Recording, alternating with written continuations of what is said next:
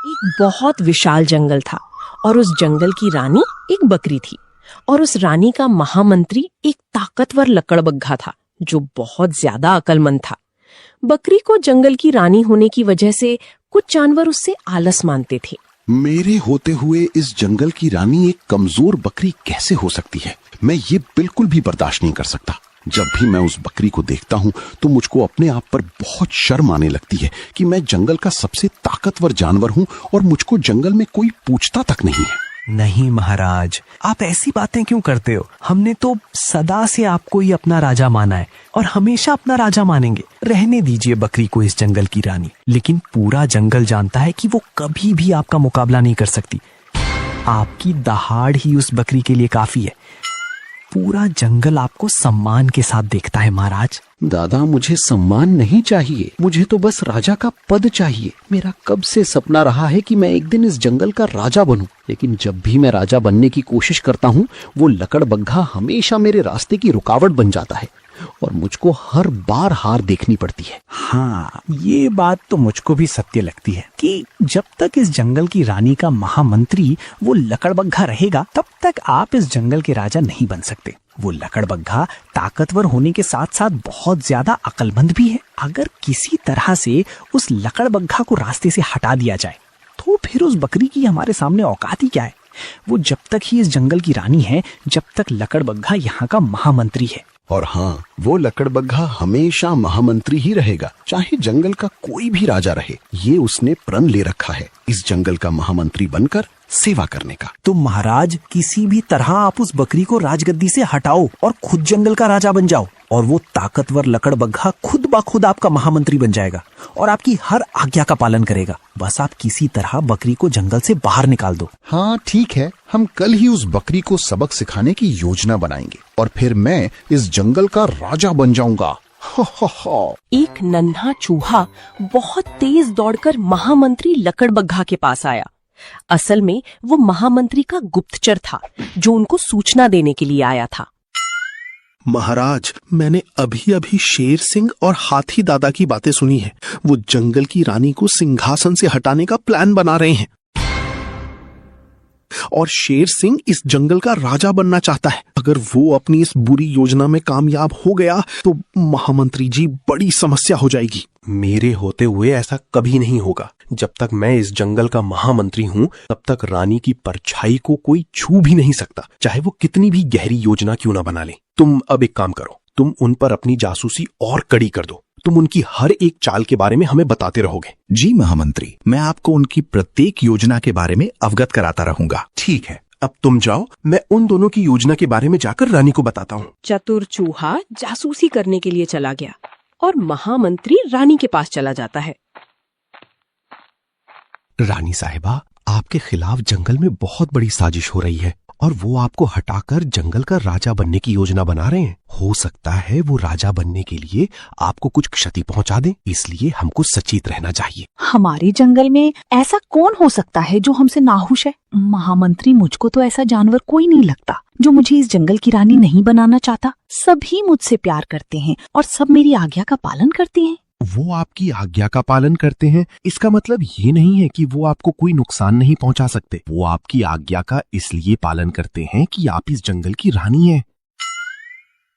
अगर वो अपनी योजना में किसी दिन कामयाब हो गए तो फिर आपको उनकी हर आज्ञा का पालन करना होगा, इसलिए समय रहते संभल जाओ। ठीक है महामंत्री जी, आप मेरी बात पर विश्वास नहीं करती तो कोई बात नहीं है, लेकिन एक समय ऐसा आएगा जब आपको मेरी बात पर पूरा भरोसा होगा। हाथी दादा, क्यों ना आज उस जंगल की रानी को हटाकर मैं राजा बन जाऊं? अब उचित समय है।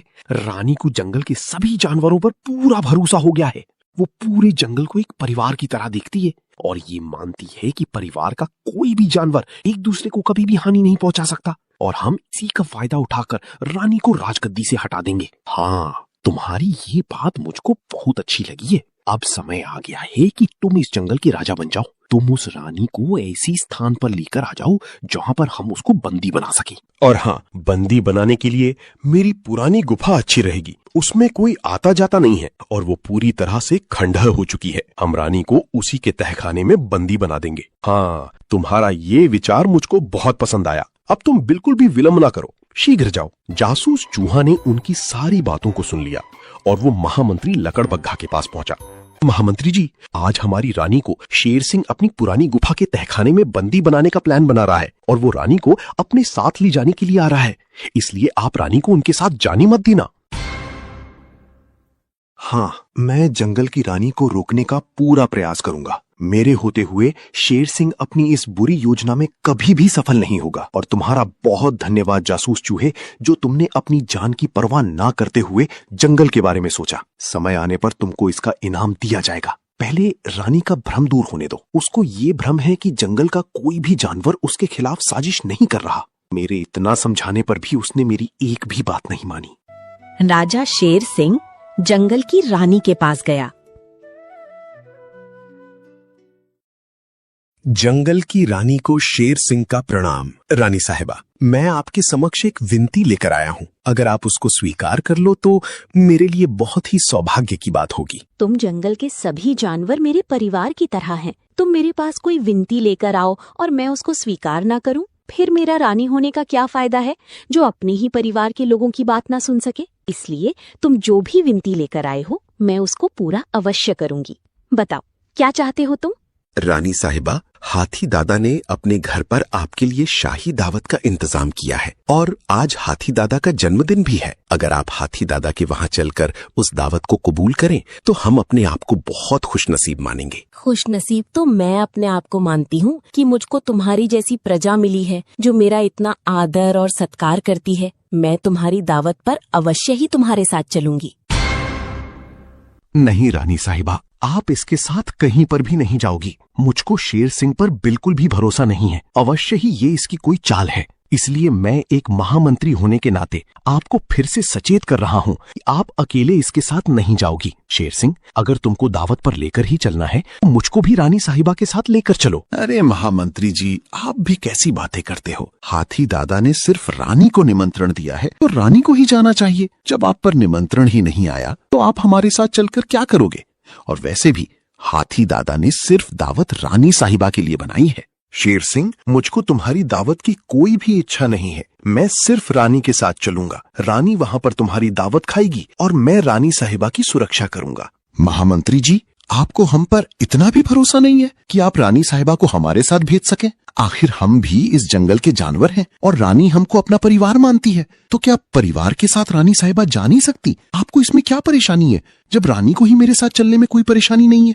वो इसलिए कि रानी कोई आम जानवर जैसी नहीं है। वो एक रानी है और रानी के साथ महामंत्री का जाना तो बनता है। इसलिए आप कुछ भी कहो, मैं रानी के साथ चलूंगा। रानी साहिबा, आपके महामंत्री आपके ही हुक्म को नहीं मान रहे। इससे हमारे जंगल की प्रजा पर कितना बुरा असर पड़ेगा। रानी साहिबा, आप ही महामंत्री को समझाओ। महामंत्री जी, अब आप ज्यादा जिद ना करें। शेर सिंह बिल्कुल ठीक कह रहे हैं।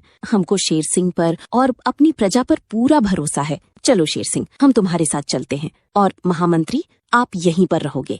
रानी बकरी शेर सिंह के साथ चली जाती है। महामंत्री लक्कड़बग्घा जासूस चूहे के पास चला जाता है। जासूस चूहे, तुम मेरे साथ उस गुफा पर चलो। रानी ने मेरी बात नहीं मानी है और वो अकेले ही शेर सिंह के साथ चली गई है।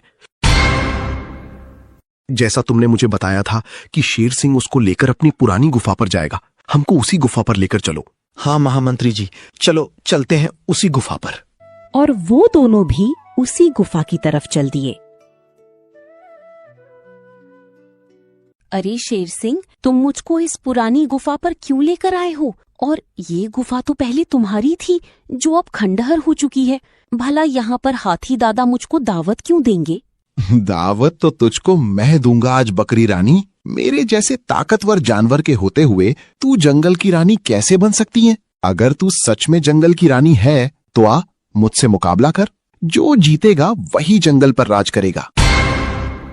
अरे शेर सिंह, ये कैसी बातें कर रहे हो तुम? भला तुम मेरे साथ ऐसा कैसे कर सकते हो? मेरे महामंत्री ने मुझको बहुत समझाया था, लेकिन मैंने उनकी एक भी बात नहीं मानी और मैं तुम्हारी बहकावे में आकर यहाँ आ गई। बहकावे में आकर तू यहाँ पर आ तो गई है, लेकिन अब यहाँ से बाहर नहीं जाएगी।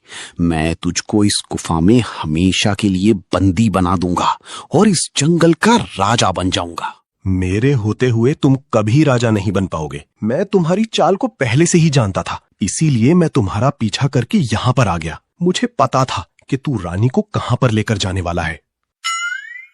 ये बात तो हाथी दादा के सिवा कोई नहीं जानता था कि मैं रानी को कहां पर लेकर जाने वाला हूं। फिर तुझको किसने बता दिया कि मैं रानी को यहां पर लेकर आया हूं? इनसे मिलो, ये हैं जासूस चूहा, जो तुम्हारी हर चाल पर अपनी नजर बनाए हुए थे, जो हमेशा तुम्हारे पास ही रहते थे, जमीन में बिल बनाकर, और तुम्हारी हर एक बात को मुझे बताते थे। अच्छा हुआ तुम यहाँ पर आ गए महामंत्री। मुझको इस शेर सिंह पर तुमसे भी ज्यादा विश्वास था, लेकिन इसने विश्वासघात किया है। अब मैं इस शेर सिंह को जंगल से बाहर निकालती हूँ, हमेशा के लिए। अगर तू मुझको इस जंगल में दोबारा दिखाई भी दिया तो मैं तुझे सजा दूंगी। और हाँ, अगर मुझको भी इस जंगल में तू दिखाई दिया तो मैं भी तुझे जंगल से बाहर कर दूंगा। और तेरी भलाई इसी में है कि तू चुपचाप यहाँ से चला जा। सच में रानी साहिबा, तुम्हारा महामंत्री बहुत चतुर है। मैंने कभी सोचा भी नहीं था कि एक चूहा हमारी जासूसी भी कर सकता है। बस अब तुमको ज्यादा तारीफ करने की जरूरत नहीं है। तुम्हारी हरकतें इतनी बुरी हैं कि तुम्हारी तारीफ भी हमको अच्छी नहीं लग रही है। अब तुम इस जंगल से चले जाओ, हमेशा के लिए। और शेर सिंह उस जंगल को छोड़कर हमेशा के लिए चला जाता है। तुम्हारा बहुत धन्यवाद महामंत्री जी, जो तुमने मुझको इस शेर सिंह से बचाया। मुझको तुम्हारी कही बात पर ध्यान देना चाहिए था। रानी साहिबा, अगर आपको धन्यवाद ही करना है तो इस जासूस चूहे का धन्यवाद करो, जिसने अपनी जान पर खेलकर मुझको शेर सिंह की हर एक चाल के बारे में सूचना दी। तुम्हारा बहुत धन्यवाद जासूस चूहे, जो तुमने अपनी जान की परवाह ना करते हुए जासूसी की। इसके लिए ये जंगल तुम्हारा हमेशा कर्जदार रहेगा।